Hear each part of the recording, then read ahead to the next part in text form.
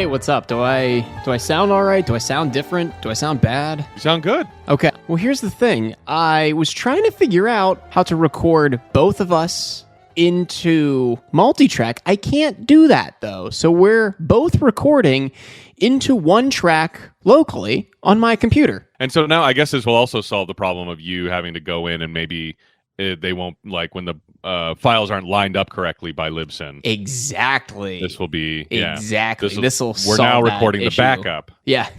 This'll solve that issue 100% because oh my god, I don't know what the fuck happens, but like I shouldn't say more often than not because more often than not it's not bad. Like things will like whenever like one of our mics pops off or something, it'll cut some of that silence and it'll be off by like a second or two. I'll be able to easily fix it. But every once in a while, it's so fucking off and I don't like it takes me hours to edit in that scenario. That sucks. Well, if you ever need me to pick that up, of course, let me know. I can always help out if you want me to. I appreciate you doing that. Yeah. And I'm like halfway through the one I'm editing right now. Cool. So cool. I'll probably, I don't know when I'll finish that up. Maybe tomorrow. What?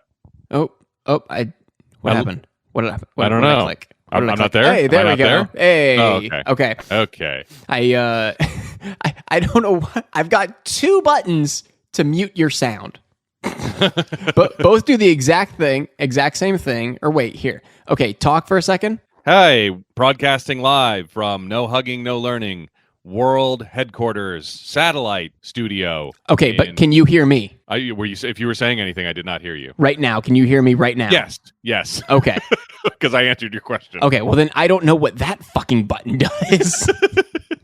It's a button with the icon of a speaker that's crossed out, but it doesn't mute you and it doesn't mute me. And it doesn't keep you from recording and it doesn't keep me from recording. I don't know what the fuck it does. Weird.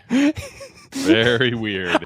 I feel like I need an instruction manual on this is what I need. I don't just need, here's a Pelican case with a Pro 2 in it.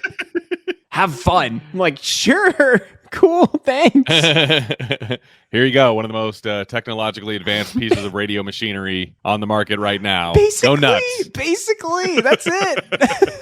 Here's a mic, too, while you're at it. Okay. Yeah, I will say... Because I'm recording on a different mic as well. I wanted to mention that it is roomy, but it's not echoey. Yeah. Well, the gate must be up pretty high because it's like cutting immediately as soon as you're done talking. Oh, is it? Is it really? Which is fine. It's not clipping you off or anything. Mm-hmm. But it's just like where there would be an echo, there's nothing. So it's fine. That's nice. Yeah, and I think most of that is just coming from I am in an unfurnished room. I mean, I've got carpet, I've got things in here, but I don't have any sound treating in front of me yet. I've got it in a pile to the right of my desk. Yeah. Well, at least you're going to do it. Somehow I've lucked out that, I don't know, am I roomy? I've never really asked. No, you always sound good. Your room sounds good. I'm the one who always sounds like dog shit. This room has a lot of stuff on the walls but it still should be a little echoey, but I guess there's enough stuff around. No, I legitimately think if we got you a different mic, because you're using just your plug and play USB mic, you would sound incredible. Yeah, I should get a better one, but this one does a great job for what it costs. Like anyone who wants to get into podcasting, I'm always like, get the Audio Technica ATR 2100. It's like $100 and it does everything you need it to do. And then you can decide if you're going to stick with it. And if you don't, you only spend $100 on a mic. Yeah, for real. You can use some other time for whatever, Zoom meetings or whatever. But one of these days I should upgrade before we get to the end of our series. Buy a mic and then we call it quits. Yeah. All right, should we get going? Might as well, yeah. Let's do it. All right, welcome to No Hugging, No Learning. It's a show about one thing, watching Curb Your Enthusiasm for the first time. I'm Tim Murphy. And I'm Ted Hollowell. And today we will be talking about Season 7, Episode 3. I'm trying to take us back in time so we don't end anytime soon. Season 7, Episode 3, The Reunion. But before that, what's the deal with stuff from our last episode? Vehicular Fellatio. How could I forget? Such a catchy title. I guess Roadhead, they wouldn't print in TV Guide or on TV Guide channel or whatever. Do you think Larry knows the term roadhead? Probably not. He probably calls it vehicular fellatio. Not at this point. Not at this point. Yeah. He doesn't know the term roadhead. Probably like car blowjob, which is what they call it like during the episode. It was a while before millennials invented the term roadhead. So maybe Wait, Gen X hey, did it. pause. How many millennials do you think Larry has on his writing staff?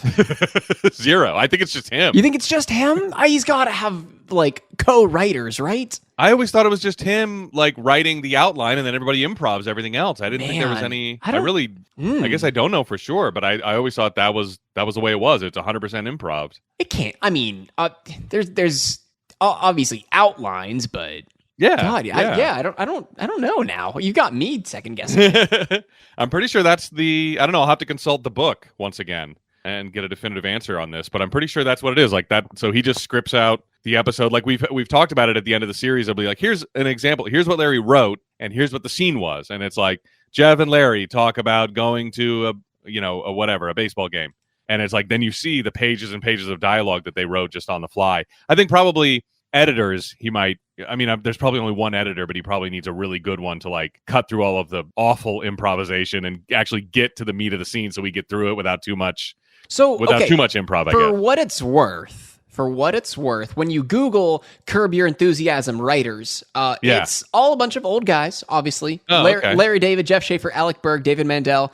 But there's also Carol Leifer and Justin Hurwitz, age 38. Oh, wow. 38 in 05 or whenever he wrote, though, he might be Gen X. Oh, no, 38 today. 38 today. 38 in 2023. So decidedly millennial. Yeah, definitely millennial. Yeah. I don't know what episode he wrote on or when in the run it was. I guess I could look at his IMDb. He typically works in the music department, it looks like, but he came up as writer. So I'm confused. Curb Your Enthusiasm, 4 episodes, 2017 to 2020. He wrote on season 9. Episode 2, episode 9, and episode 10. Oh, and in season 10 as well. He wrote 1 episode in season 10. Interesting. So he did bring on some millennial blood eventually. Yeah, because it's always story by Larry David, but then I guess he does have some people who punch up the script, but it's weird. I wonder how they work that in. Like, all right, here's what has to happen in this scene, and one of you has to say this line that we wrote. You have to work that in naturally.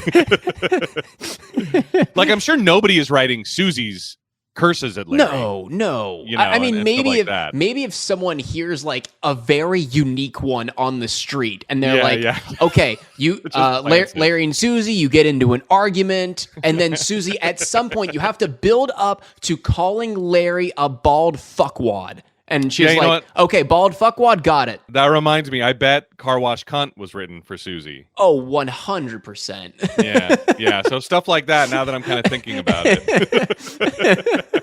That she couldn't have sprung that on them. No. So, all right. So I forget how we were talking about roadhead versus vehicular fellatio.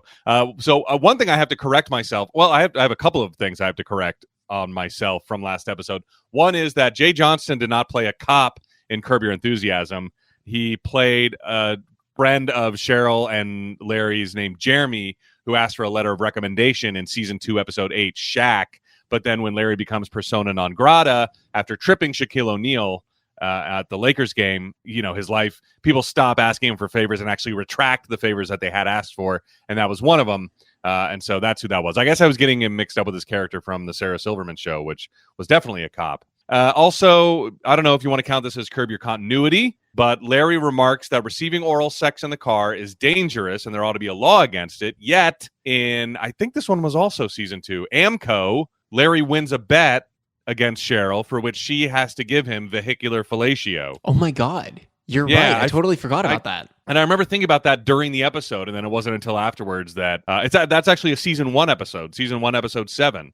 So he's changed his tune in the last 6 seasons because he was totally okay with it earlier. Larry's extreme anger at being unable to open the packaging at the beginning of this episode and at the end is a well-documented feeling, it turns out, called rap rage. So well documented, rap rage has its own Wikipedia page. It came about as a result of media attention to the phenomenon. Although other variants such as packaging rage have been used as early as 1998, WordSpy identifies the earliest use of rap rage coming from the Daily Telegraph in 2003. The American Dialect Society identified the term as one of the most useful in 2007. So by the time this episode was rolling around, it was really catching fire. In 2006, Consumer Reports magazine recognized the rap rage phenomenon by creating the Oyster Awards for products with the hardest to open packaging. And I've never heard anything more boomer in my entire life. Consumer Reports Oyster Awards for products with the hardest to open packaging. Jesus Christ. That sounds like something we get to get copied and pasted to email chains all over AOL. Forward. Consumer Reports Oyster Awards, hilarious.exe. A 2009 story in actually the Pittsburgh Post-Gazette about rap rage was featured on the Colbert Report when Stephen Colbert tried to use a knife to remove a new calculator from its plastic packaging. So again, 2009, the Colbert Report was also talking about rap rage. 71% of respondents to a British magazine poll said they'd been injured while trying to open food packaging. The most common injury respondents had from trying to open packaging was a cut finger. I've cut myself on those super sharp plastic things before. Those are not like blades once you get one. Oh, yeah. Yeah, once you rip one. Especially like on the like edges where it's like the not corrugated. What would be the term for it? Like it's, I don't know, stamped or something. Like stamped. Whatever, or however like they heat sealed. Like where it's the thickest part of it. Yeah. Followed by cut hand, sprained wrist, bruised hand, and strained shoulder muscle. Jesus Christ. How? What? According to a British study, over 60,000 people receive hospital treatment each year due to injuries from opening.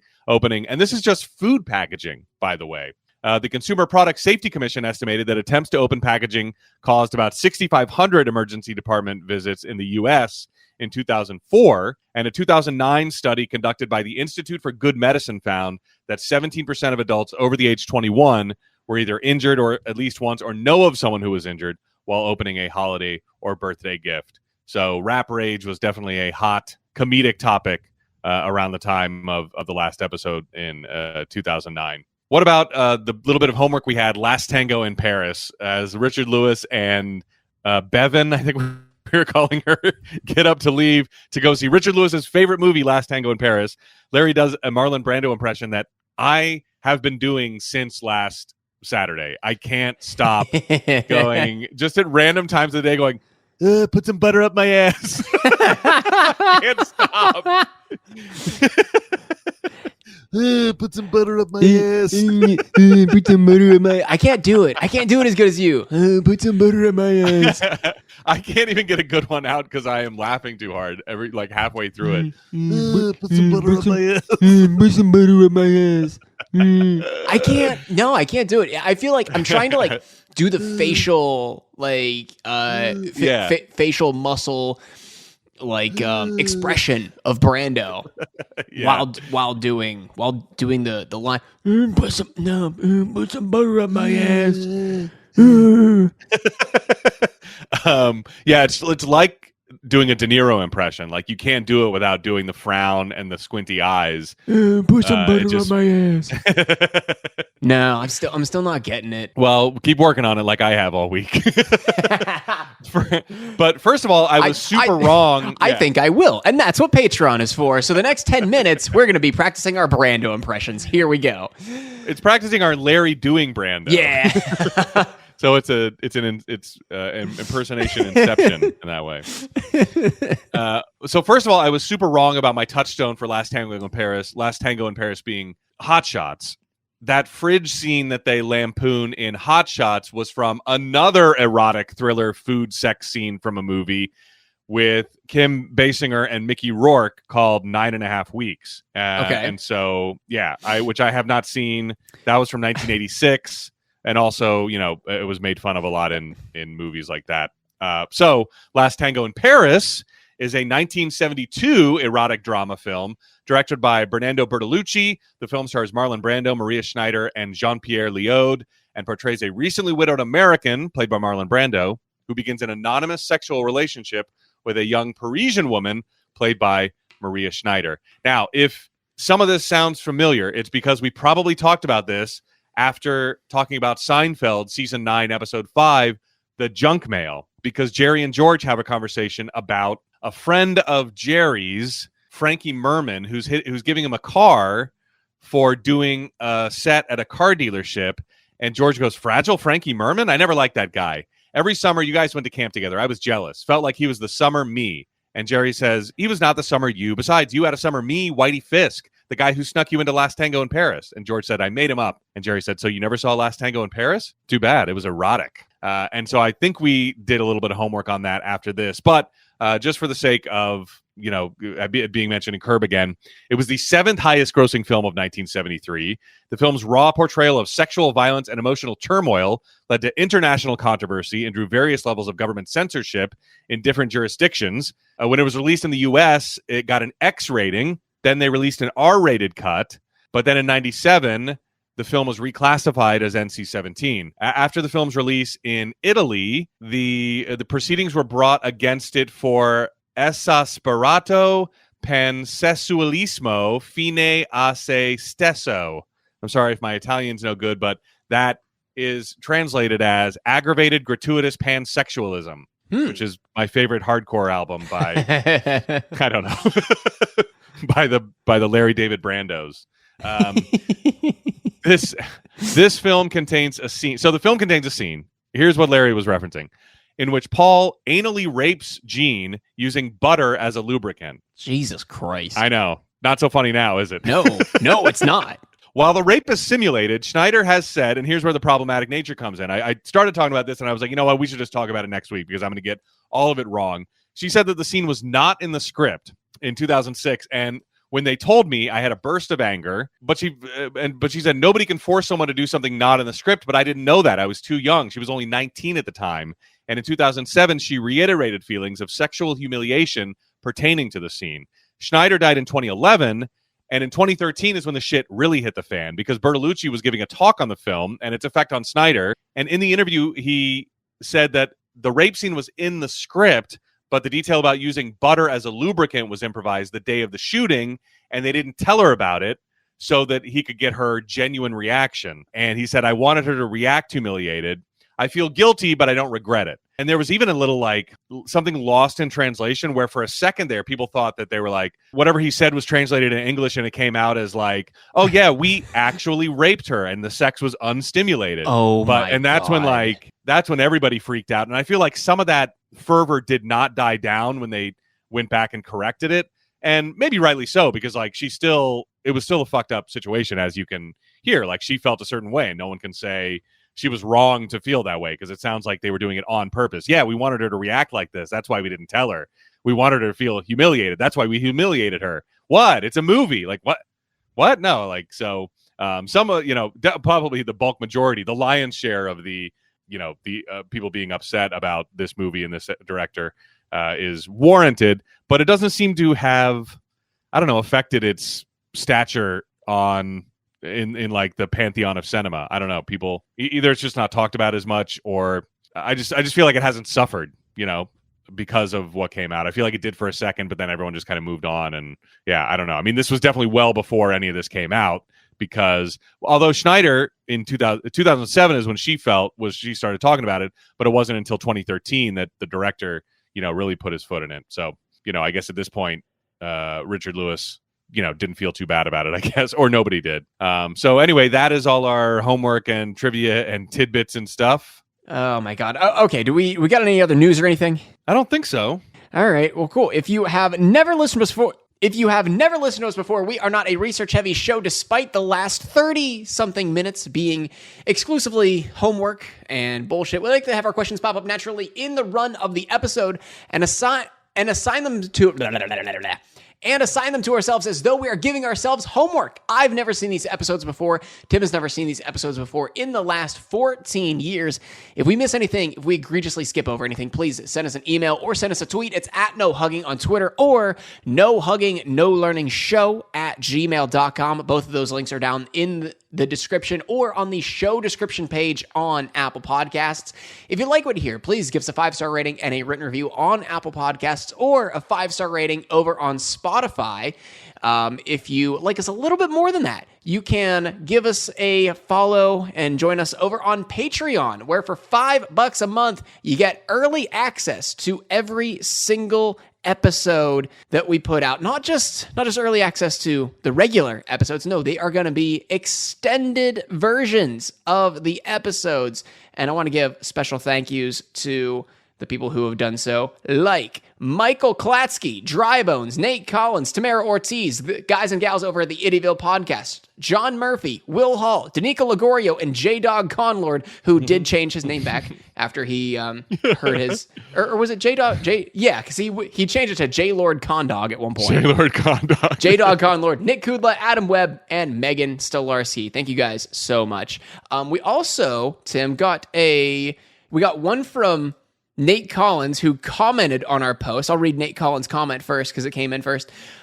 We were talking about dollop, what your mom was referring to, I think. Oh, a do loop. A do loop, yeah. Nate Collins said do loop. Well, he comments, dollop in British English, doll op generally means shit in the context your mom was using it. Or you would put a dollop of something on something, like a dollop of ketchup on your chips. We know what dollop is, but yeah. I don't know. When I Google do loop, because it's a little clip for your belt or something, so you can carry your dog shit in a bag without actually carrying the bag.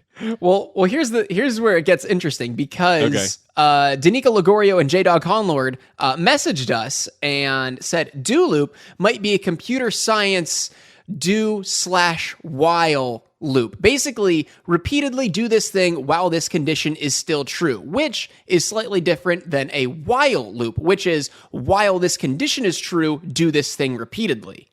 Yeah. Interesting. That's what I was thinking. Does your mom know much about computer science?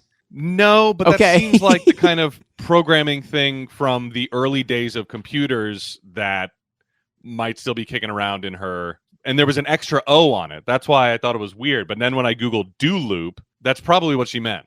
Maybe. Okay. Yeah. All right.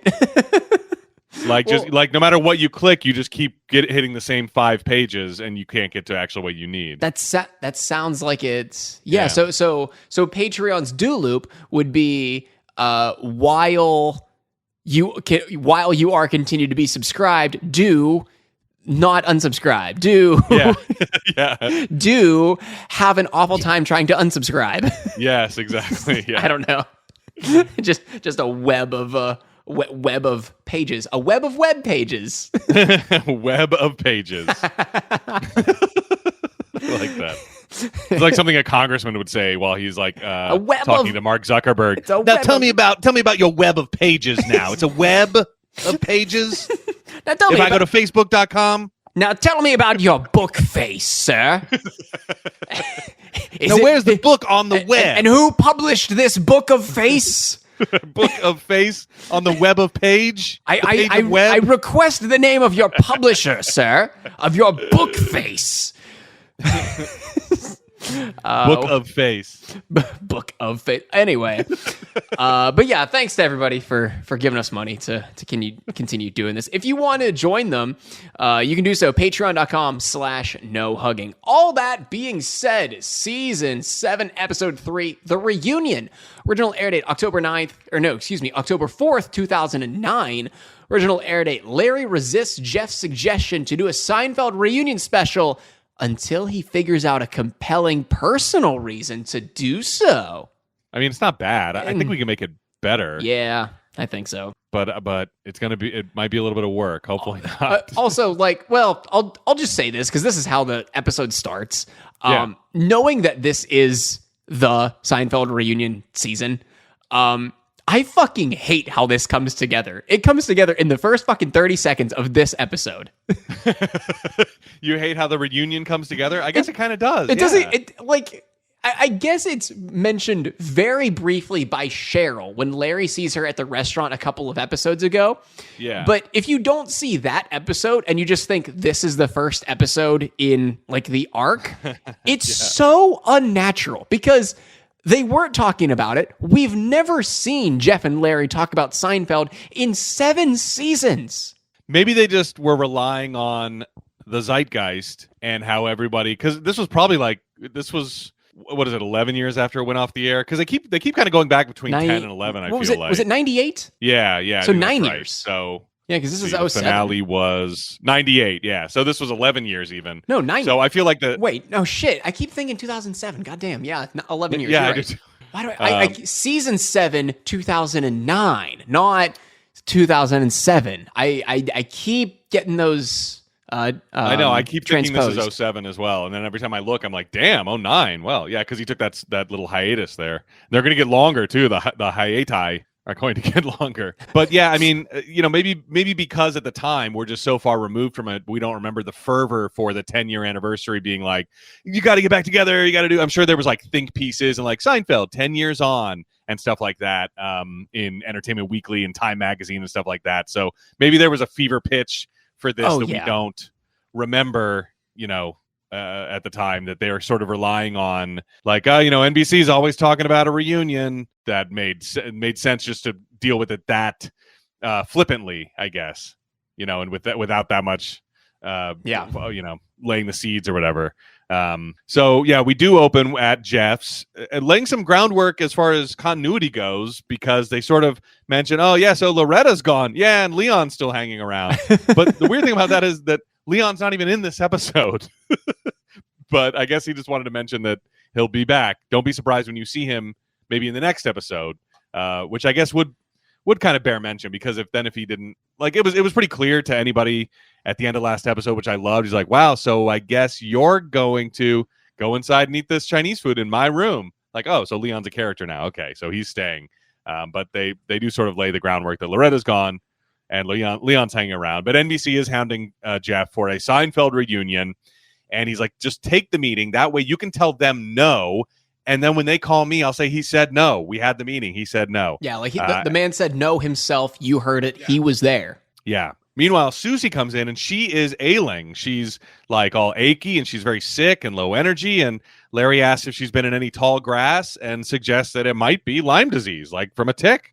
So you should get it checked out. Yeah, just kind of talking out his ass at first, but yeah, I mean that's Larry. That's the Larry that we know right now. Yeah. I mean, no one can diagnose her, and this is, she hasn't heard this yet. So there you go. So over at NBC, this building, I mean, it sure looked like a giant NBC sign. It's no longer there from any of the pictures I can see. Yeah, I don't know what this building was like. This isn't 30 Rock. No, it's definitely LA offices for NBC. Mm-hmm. At 21650 Oxnard Street in Woodland Hills, California. I know Oxnard is one of my favorite California words. It's like there's an Oxnard, California. There's obviously an Oxnard Street. I'm like, who named that? A guy who saw like a bull's testicles. Yeah, that's it. This is like Warner Center Towers or something like this. I don't know if NBC is still there. That sign I don't think is out front anymore, but I'm sure they're still in Los Angeles somewhere. Maybe they moved to the Universal lot or something like that. But Larry runs into Cheryl in the lobby, who was there for an audition. She's going back to acting, and she is very excited about the prospect of the Seinfeld reunion. And she says, you know what? You got to put a part in for me when you do this. I'm not joking. And Larry's like, oh, okay, all right. Well, I don't know if it's going to happen. And they're catching up a little bit. And she's like, guess what? I'm into basketball now. I like the Lakers. And he's like, you wait till I leave to be into the thing that I love. And so they kind of talk about that. She's even going to the game on Thursday. And he said he's going to go. And they were going to get like scalpers tickets. So, they've been running into each other lately. I'll probably run into you there. And they part ways.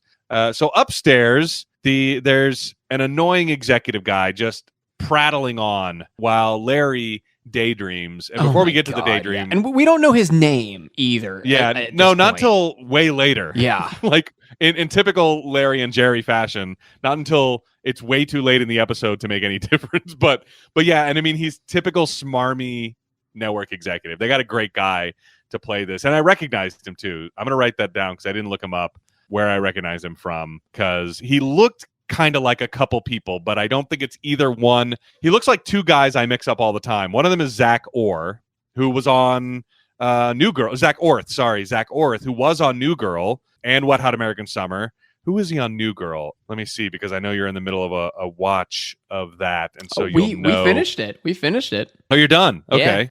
Do you know who I'm talking about then? Let me look him up because Wait a minute. He didn't really look familiar to me. What's his name? Zach Orr? Yeah, well, no, Zach Orth is Zach who I'm Orth. thinking of, and who was obviously not in New Girl. I was mixing him up with the guy that I always mix Zach Orth up with, and who this guy kind of looks like. So this is not Zach Orth or this other guy, and now I can't remember the other guy's name. I think he was on Mad Men. There's a bunch of like kind of schlubby guys that all look the same, and they pop up on TV a lot. Zach Orth is one of them. Rich Summer is another one of them. Was Rich Summer? No, not Rich Summer. Yeah, I guess I mean Rich Summer. Is Rich Summer from New Girl? Was he? I don't think so. Now I got to look up who the hell I'm talking. No. What is he on? How do I know what he looks like? Damn. Was it Russell? Who was Russell? Who played Russell on New No, Girl? that was Dermot Mulroney. All right, maybe it was Sam. God, they're not showing me the actor. Here's all of Jess's girlfriends ranked. Oh, it was Nelson Franklin. Nelson Franklin. Okay, Robbie. Oh, okay. Yeah. Okay, yeah. And So- is that who played this guy? Is that who played No. the executive? But- Okay. But you I was can gonna see why say- I'd get them mixed up, right? Yeah. So, and here's the thing: the whole time we were watching New Girl, I fucking thought Robbie was Jonah Ray. Oh, I could see that too. Yeah. So add Nelson him to Franklin, the list. Add him to the list of people that Yeah. look like this. Zach Orth, Jonah Ray, like schlubby, sometimes bearded, unshaven dudes. Yeah, like not with glasses. like not ugly by any means. It's just No. like they're average. They're made to look average. And also Nelson Franklin, the guy who played Robbie, is still only 37 years old. Wow. Yeah, I thought this show was like, I mean, it came on air 12 years ago, and I guess he would have been fucking 25 when the show debuted. Jeez. That's wild. Well, I won't even look up this guy's name now because we'll just add him to the list. We'll add him to the list later, whoever this executive was. But he looked familiar, and he's kind of that same type of actor, so I'm sure he's been in something like this. I'm sure we're going to discover he was a love interest on a sitcom that I watched for like a couple episodes. But so while he's prattling on and sort of like, I don't know, is he like, he's buttering them up. He's buttering up Larry and Jeff. Maybe kissing ass a little bit, but just being an annoying smug, your typical smarmy executive, network executive. But while he's doing this, Larry is daydreaming about being back on the old Seinfeld set. Well, actually, you can see it's actually an updated Seinfeld set because the fridge is new and there's some other new stuff there. And it's in HD. Yes, yeah. It looks better than Seinfeld ever did. And Cheryl is there in his daydream, and she's talking about how great his writing is and how grateful she is that he found a part for her on the show. And then he's like, all right, get out, everybody else get in here. And there's Jerry and Julia Louis-Dreyfus and Jason Alexander and Michael Richards, and they're all lavishing praise on Larry David for the great writing and stories that he's come up with for the reunion. What was the line that Jerry says? Like the line about kumquat? I'm like, kumquat and quail, I think. Kumquat and quail? Yeah. It doesn't say what the line is, but just says, no. What a great line that was. I like that. How, it sounds really stupid. Yeah. But... I found out who the actor of the executive is. Okay. So his name is Todd Stashwick. Okay. And he has been an actor in Star Trek Picard, all right. Kim Possible the movie, Tom and Jerry Back to Oz, Surfer Dude with Matthew McConaughey. All right. Think Like a Dog in 2020. Literally nothing I've seen. Stuck in the Suburbs in 2004. I think that's the closest thing I would have seen him in, and I've never seen the movie. Teen Wolf, Still Standing. Yumi and Dupree. The Real O'Neills.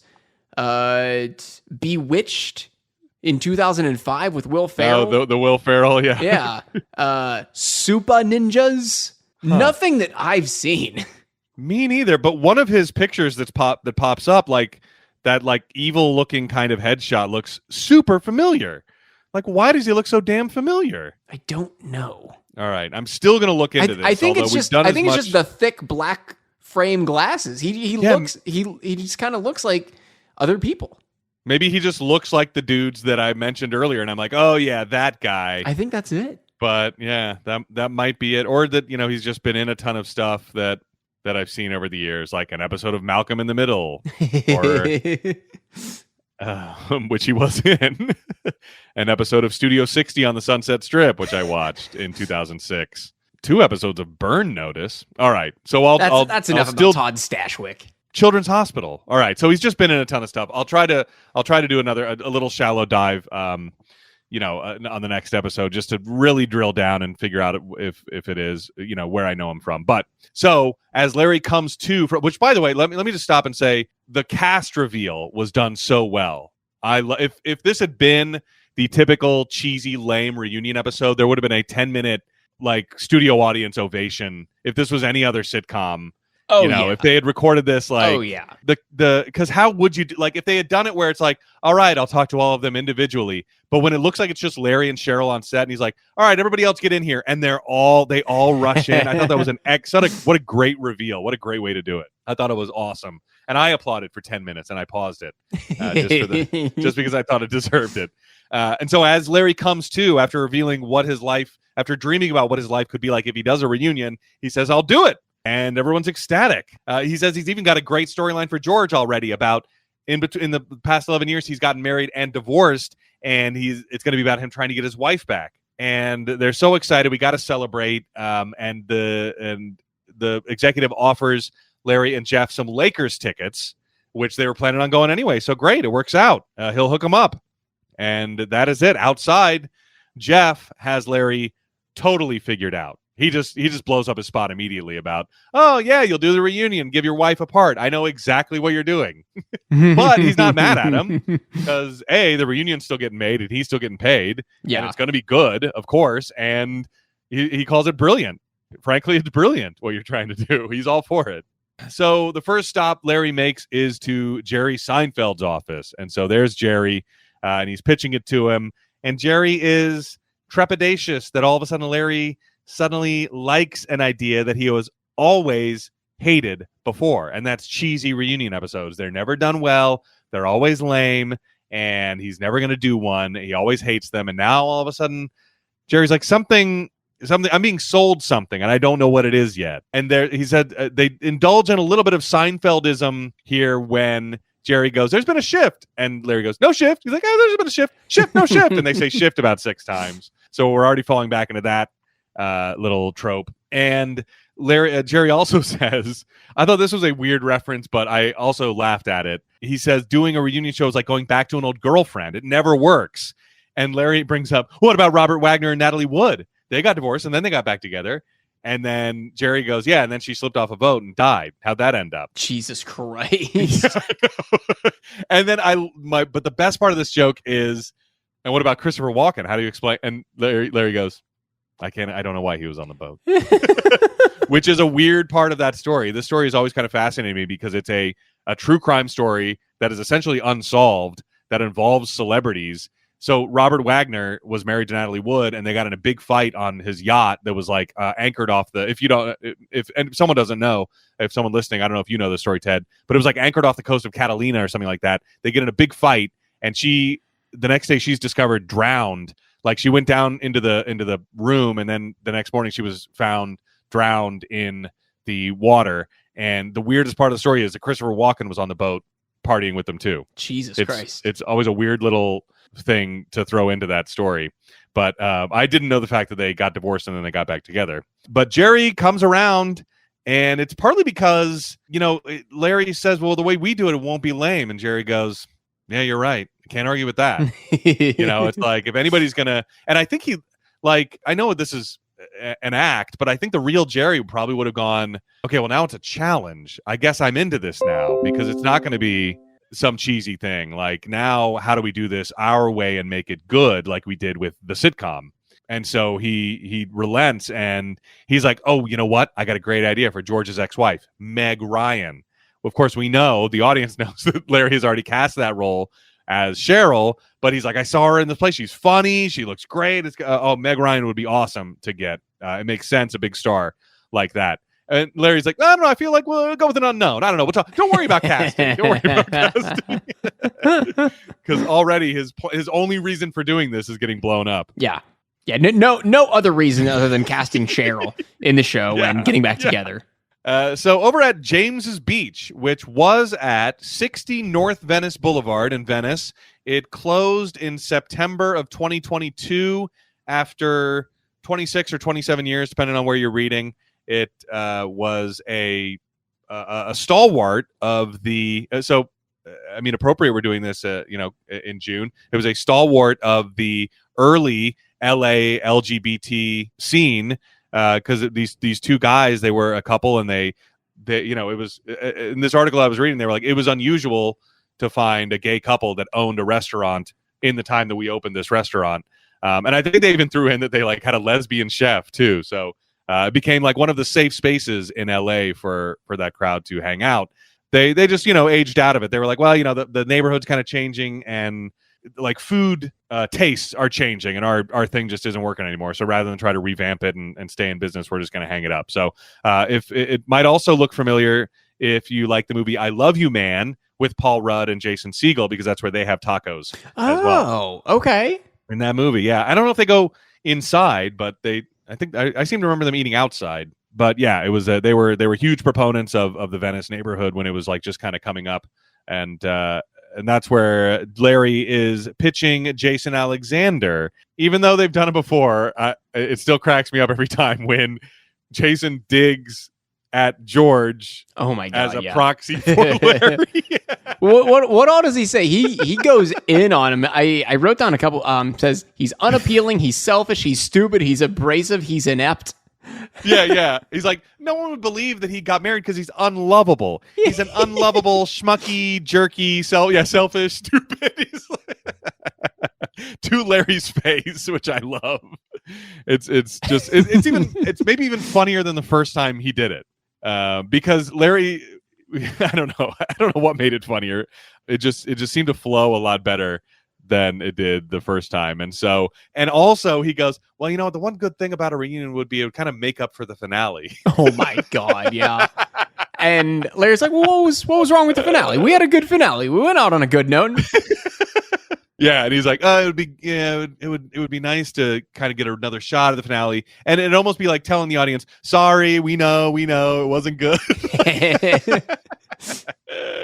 It's at some point during the lunch, Larry and Jason also clocked that there are nude photographs of women's bodies like all over the walls, like straight up breasts and ass, like these, I guess, quote unquote, tasteful black and white photos, but it's still like these nude photos all over the restaurant. And Larry also convinces Jason to do the reunion, and he also has some great casting ideas for George's ex-wife. Jennifer Tilly is one. He's like one of those funny voice girls like Jennifer Tilly or Kristen Chenoweth. And so, of course, Larry has to talk him out of any sort of casting. Don't worry about it. Yeah. You don't. Please don't. He's like, you going to start writing with me too? And he's like, well, I pitched you some ideas originally that you never went with. And Larry just tells him to his face, yeah, they weren't good. Yeah, they weren't good. And so as they're finishing up lunch, Jason won't coordinate the tip with Larry. They've split the check, which is a very Larry thing to do for a lunch meeting with Jason Alexander, especially considering the relationship that they've built in the show. Like, kind of contentious. Already a deal he was going to do with Jason has fallen through for a show. Yeah. And so now they've split the check for a business lunch where Larry was pitching an idea for him to be a part of his project. But Jason won't coordinate the tip. Like, it was probably a very similar meal, but Jason won't share his tip so they can leave the same tip. Wait, not even a similar meal. Larry says they got the same thing. They got the exact same thing. Okay, I didn't even clock that. So, leaving the same tip makes a lot of sense.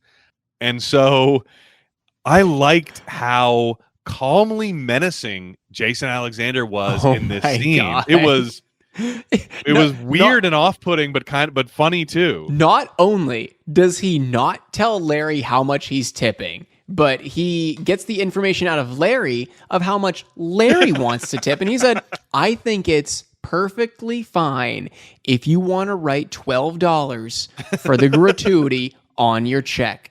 And what he does is he's like, I'm going to write down my amount here. I am going to fold it. I am going to call over the waiter. Hey, here you go. We're all good. And have a good day. And he just fucking leaves. What? Yeah, it's really, he's George whisper talking Costanza. it. George Costanza was never an alpha, but Jason Alexander is a fucking alpha. There's nothing to be ashamed of writing $12 next to gratuity on your check. It's also, we don't know how much the check is. I feel like that would have hammered the joke home a little bit more, or maybe that just would have spelled it out too much. I don't know. What do you think? Well, I mean, you could do some math in your head and go, all right, say Larry tips 20%. I mean, that sounds like a lot for Larry, but the math is easier. So 20%. So $12 is 20% of 60. Is that right? No, $12 would be, well, actually, hang on, wait. Yeah, I think because you're right. Yeah. you move the decimal, and that's what I always do for checks. I move the decimal 1 point over and double that because I don't want to do any more math than that. So a $60 lunch, first of all, I mean, I know it's LA, but that's the math that I did, which does sound a little off, but no, you're totally right. That's it. Yeah. So if they both had a $60 lunch, and I mean, we know what Jason leaves later, but that's my thinking that's how much lunch was, doing that reverse math. And it kind of makes sense later when you hear Jason's tip, the math that he did. But yeah, just Jason's delivery of all those lines was absolutely scary but hilarious. It was scalarious. Scalarious.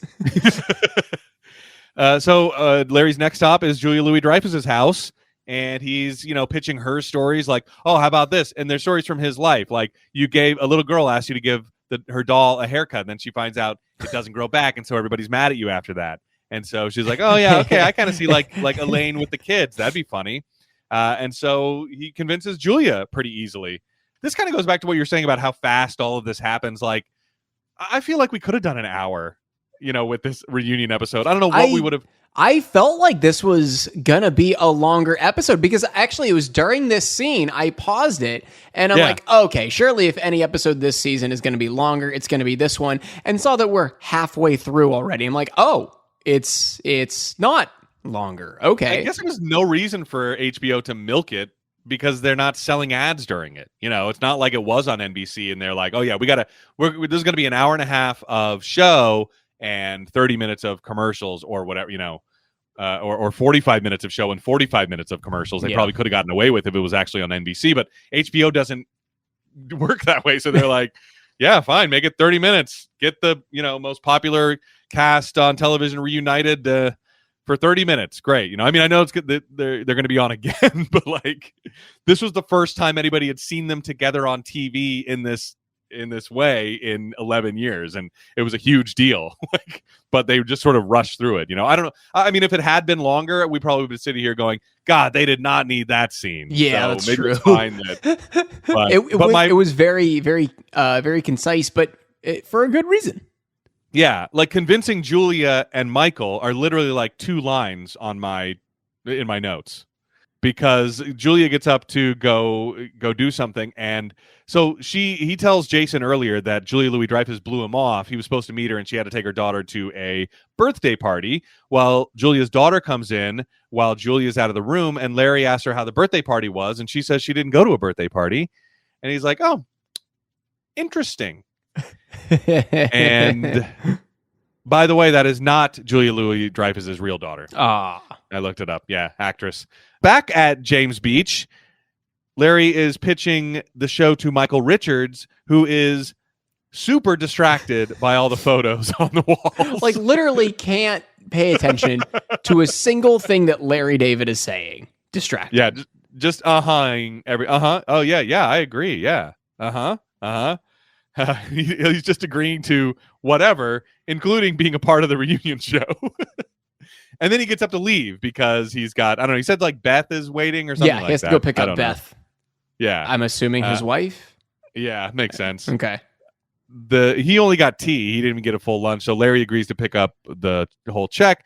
The waiter comes over, and he won't divulge to Larry what Jason Alexander left, but he says it's a healthy tip. Yeah, Larry's just like begging him for any information. Finally, through his begging, he's able to get the waiter to give him signals because the waiter's manager would get mad. And oh my God, this guy's standing here like he's a fucking base coach in baseball. Yeah, it cracked me up that the signal was different each time. It could have been scratch your face every time. Scratch your face again. Yes. Yeah, what was it? Scratch your face if it was over 15. Wiggle your tie if it was over 20. And then he's like, okay, I really have to go. Okay, well, lift that cup over the pot if it was over 30. Sir, you have a good day. Lifts the cup over the pot. Yeah. It could have been scratch your face if it was over 12. Scratch your face if it was over 20. Scratch your face if it was over 30. But no, he has to do a different It's a signal. different signal. Yeah. And so it was, I guess, was it over 30 or was it 30? Over 30. Larry over says, 30. Wow. Raise the glass over the pot if it was over $30. So Jason, I don't feel like Jason Alexander does that every time. I think he just did that to make Larry look even smaller. I think that was definitely because Larry said he was leaving $12, and Jason's okay, I got to do this just to fuck with Larry. $30 on a presumably $60 meal.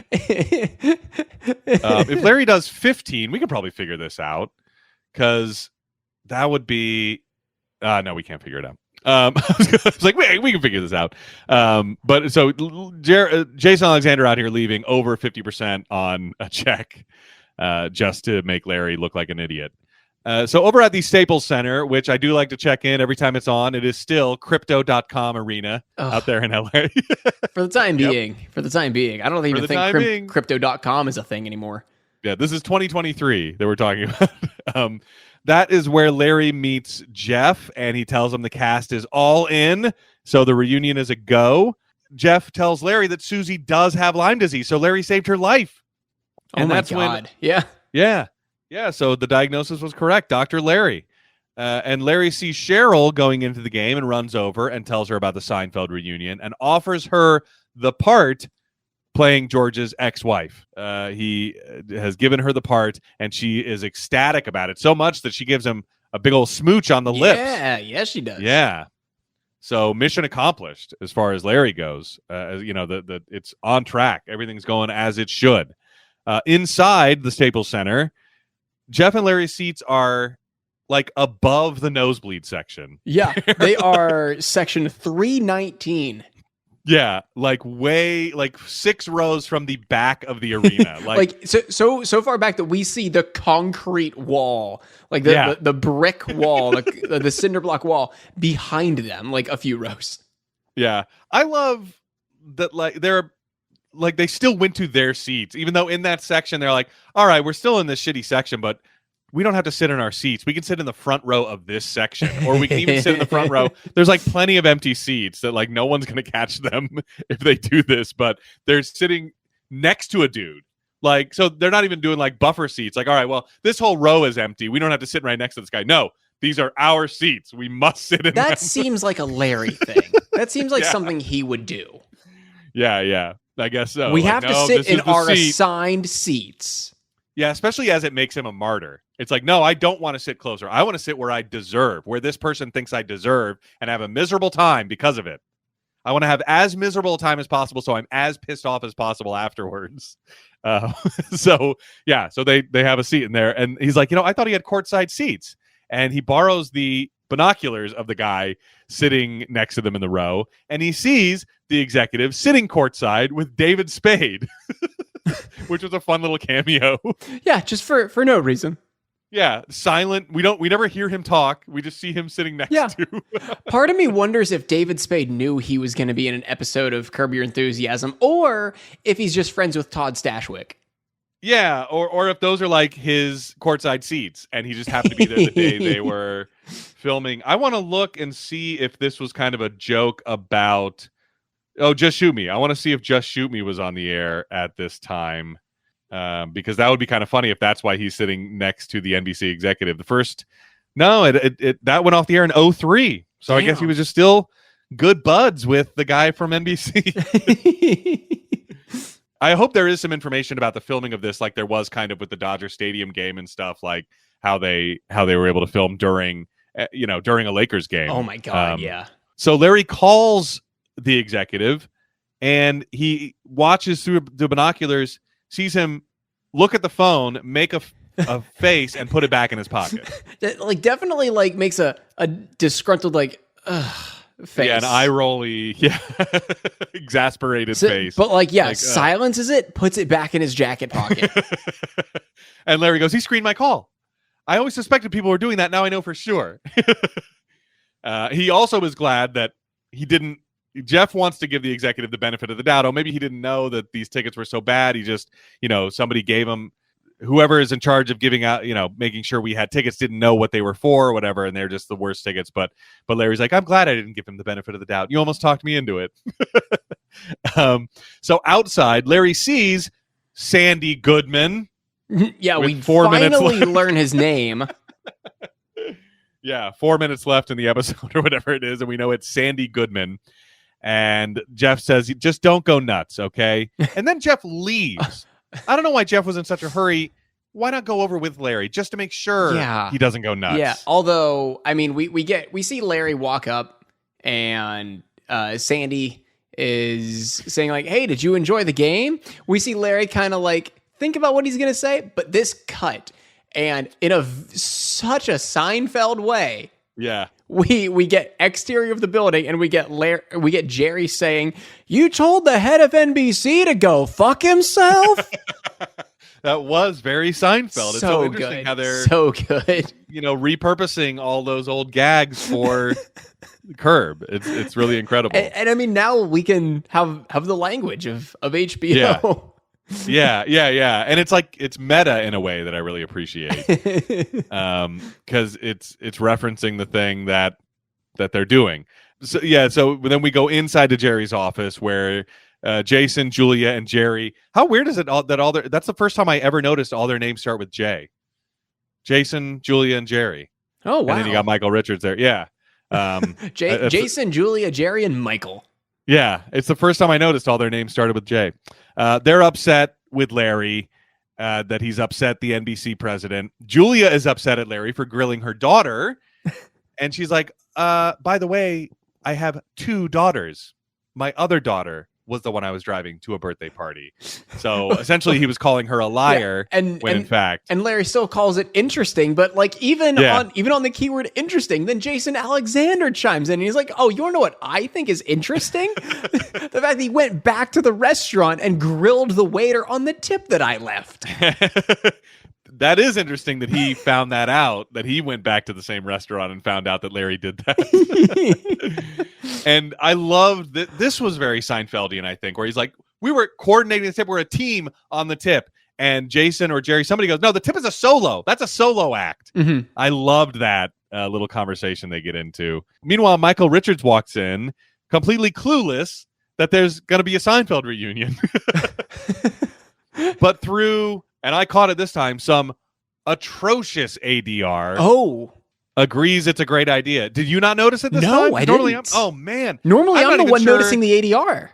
I'm not even sure it was Michael Richards' voice. It sounds like somebody like doing a Michael Richards impression, kind of, but not even trying that hard. It's like they just grabbed a guy. It's like, hey, you sound like Michael Richards. Oh, should I listen to it and see? No. It's close enough. Mm-hmm. And it's like, I think a reunion sounds like a great idea. Let's do it. Oh, my God. Yeah, this was really bad. Bad enough that I noticed it. But so bad, it came back around to being good for you, who normally notices the bad ones. And Larry faces facts that he has to apologize to the NBC executive. So over at Jeff's, he's wondering if it can be a begrudging apology or a sincere apology. And he agrees to straddle the line between begrudging and sincere. But then the thing that clinches it is that Jeff says, do it for Cheryl. You know, the whole reason you're doing all this is to be close to Cheryl again. So think about that. That's the reason you're going to apologize.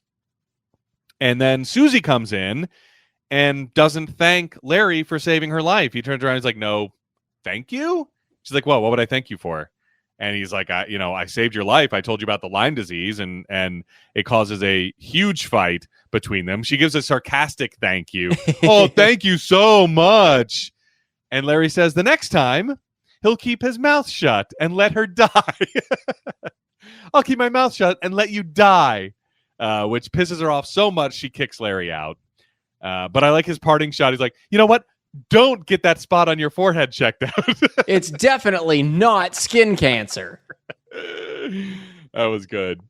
That's like the thing you say to someone that they know is innocuous, but is still going to eat at them. Yeah. But it reminds me of the same kind of thing. Like, like, oh, that guy's obviously crazy, but God damn it, what if something happens? I'll be like, that guy was right.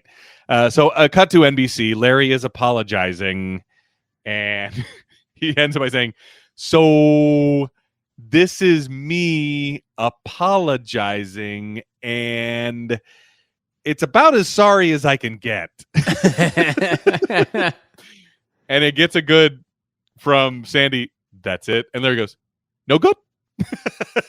I love the no good. I didn't appreciate no good the first time around watching this show, but I love when it comes up when there he goes, no good. When he attempts something. He even clarifies. He's like, too begrudging? And Sandy's like, very begrudging. Yeah, and he's like, I can tell we're not going to be able to work together, and so the reunion's off.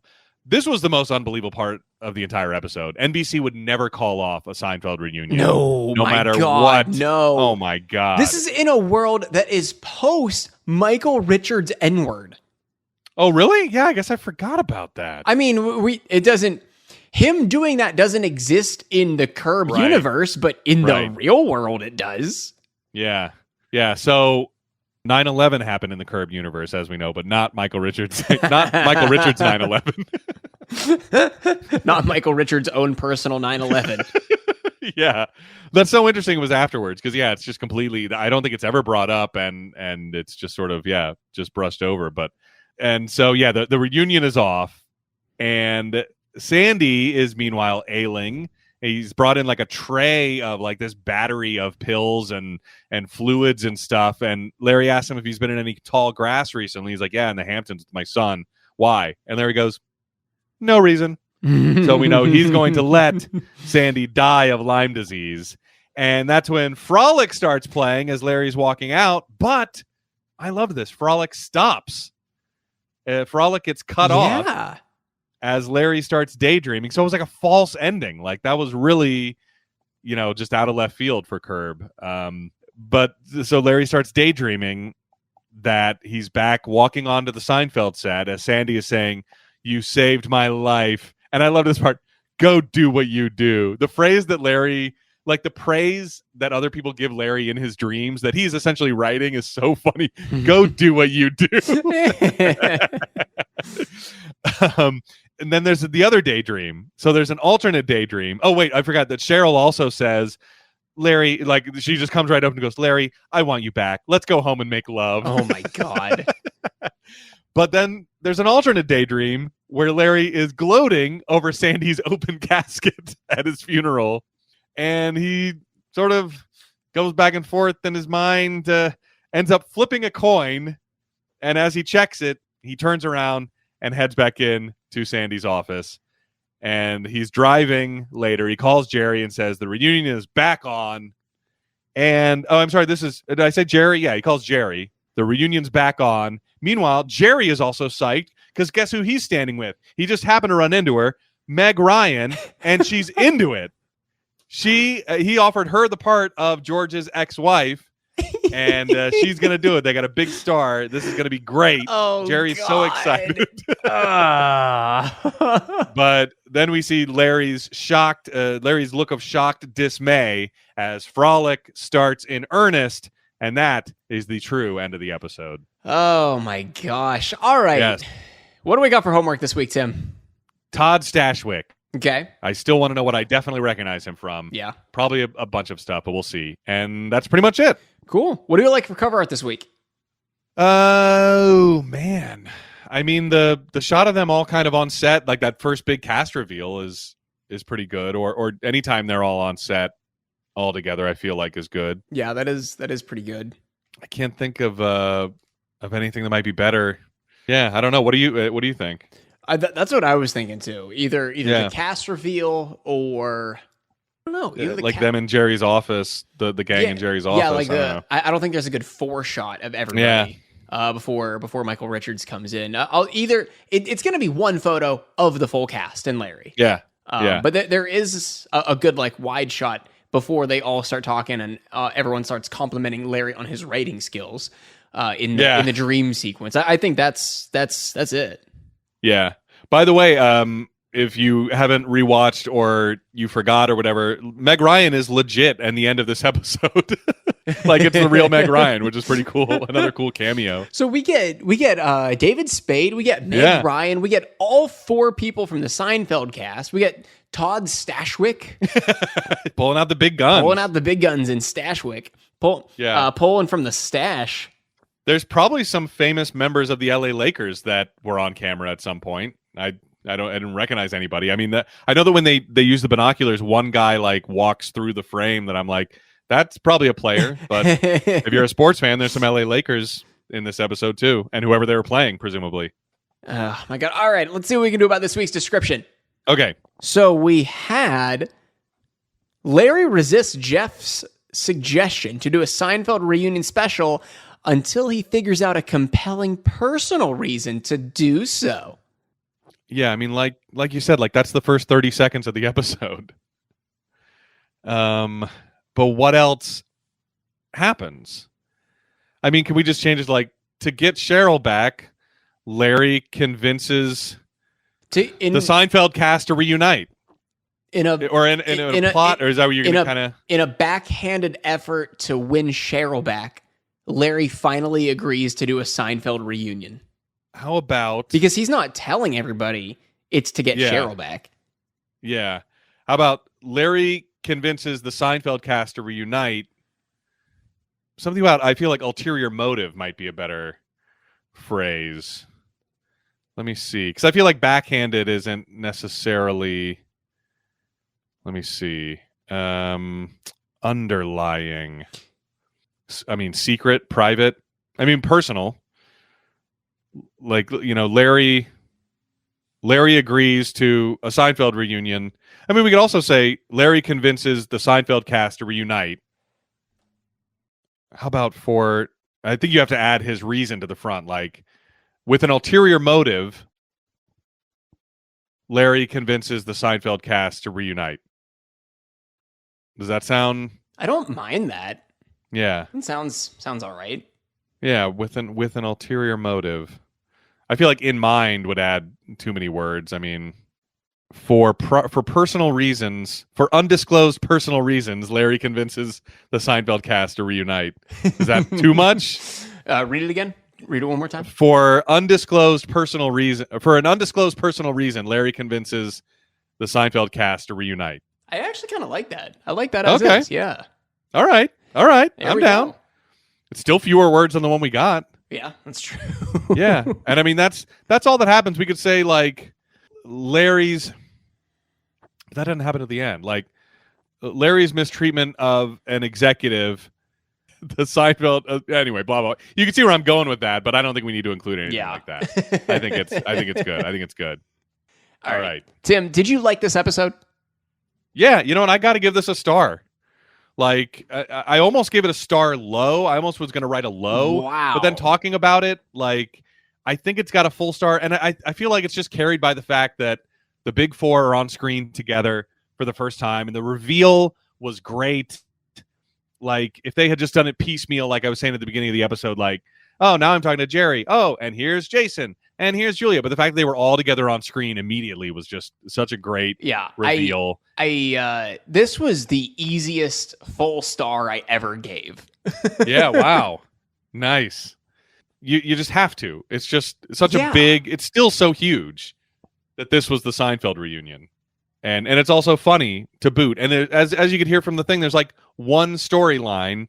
And I love how the Lyme disease comes back, and I loved the frolic false ending. It'd be different if it was a bad episode and also the Seinfeld reunion, but it's not. It's a really good episode. Yeah, it'd be if they were like, oh, you know what, this doesn't have to be that good because Seinfeld's back. but it's not. Like it's just as good as any other Curb, and the cast of Seinfeld is in it, and they're all very funny. Like even like Michael Richards doing as much physical comedy as he can while remaining seated, being distracted, like, is hilarious. It was like he was almost falling out of his chair, like trying to crane his neck behind him, making sure that he saw every tit he could. Yes, every tit, every butt crack. I don't want to miss one tit in this restaurant. If there's one I haven't seen, I gotta look around again. Yeah, so it was great. A full star from both of us. I have a feeling it's going to hold up through the series, but we'll see. I mean, the cast is going to be on more episodes, so maybe they'll outdo themselves. Maybe we'll have something better by the end of season 7. All right, next week we have got season 7, episode 4, The Hot Towel. Original air date October 11th, 2009. And if you are looking at TV Guide that night, you are going to see Larry rats out Christian Slater at Ted and Mary's anniversary party, but later gets his payback at a restaurant rendezvous. Another wordy one. I think they changed synopsis writers in between seasons. I think they fired a guy like you and hired a guy like me. That guy, I mean, if we're paying him by the word, we're getting ripped off. Get rid of him. Get somebody in here who can write a synopsis. Here you go. 20 words. Paying him by the character. He's an obituary writer. Yeah. Christian Slater, this is great because I still want to do the Wizard for our next Patreon movie, and he's a big part of that, so I'm glad. Sweet. And I think all right. I feel like he's been in some other stuff, but this will be a great occasion to finally do that in honor of our retweet from Jenny Lewis last month, and now Christian Slater being in. So maybe we can finally get that on the books and get that out. Absolutely. Yeah. All right. Is that it? Yeah, I think that is it. All right. For No Hugging, No Learning, I'm Tim Murphy. I'm Ted Hollowell. Be good.